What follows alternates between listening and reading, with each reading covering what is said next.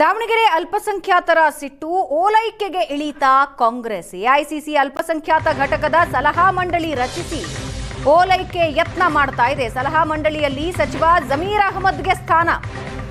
ದಾವಣಗೆರೆ ಕ್ಷೇತ್ರದಲ್ಲಿ ಅಲ್ಪಸಂಖ್ಯಾತರಿಗೆ ಟಿಕೆಟ್ ಕೇಳಿದ್ರು ಜಮೀರ್, ಆದರೆ ಅಂತಿಮವಾಗಿ ಸಮರ್ಥ ಶಾಮನೂರ್ಗೆ ಟಿಕೆಟ್ ಕೊಟ್ಟಿತ್ತು ಕಾಂಗ್ರೆಸ್.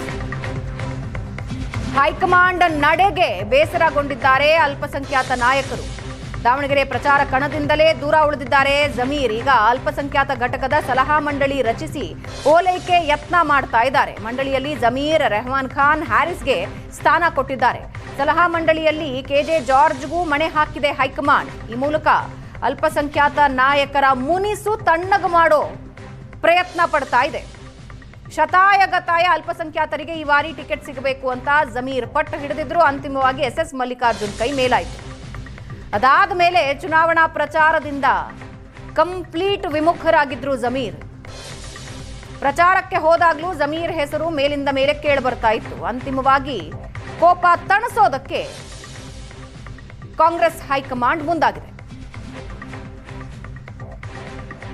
ಅಲ್ಪಸಂಖ್ಯಾತ ಘಟಕದ ಸಲಹಾ ಮಂಡಳಿ ರಚಿಸಿ ಓಲೈಕೆ ಯತ್ನ ಮಾಡ್ತಾ ಇದೆ. ಸಲಹಾ ಮಂಡಳಿಯಲ್ಲಿ ಸಚಿವ ಜಮೀರ್ ಅಹಮದ್ಗೆ ಸ್ಥಾನ.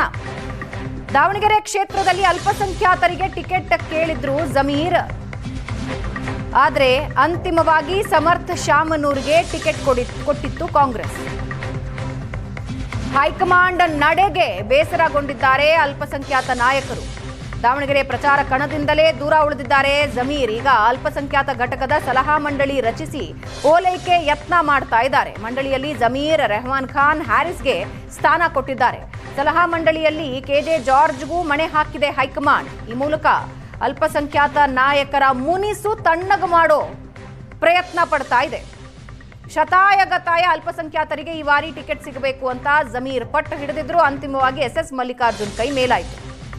ಅದಾದ ಮೇಲೆ ಚುನಾವಣಾ ಪ್ರಚಾರದಿಂದ ಕಂಪ್ಲೀಟ್ ವಿಮುಖರಾಗಿದ್ರು ಜಮೀರ್. ಪ್ರಚಾರಕ್ಕೆ ಹೋದಾಗ್ಲೂ ಜಮೀರ್ ಹೆಸರು ಮೇಲಿಂದ ಮೇಲೆ ಕೇಳಿ ಬರ್ತಾ ಇತ್ತು. ಅಂತಿಮವಾಗಿ ಕೋಪ ತಣಿಸೋದಕ್ಕೆ ಕಾಂಗ್ರೆಸ್ ಹೈಕಮಾಂಡ್ ಮುಂದಾಗಿದೆ.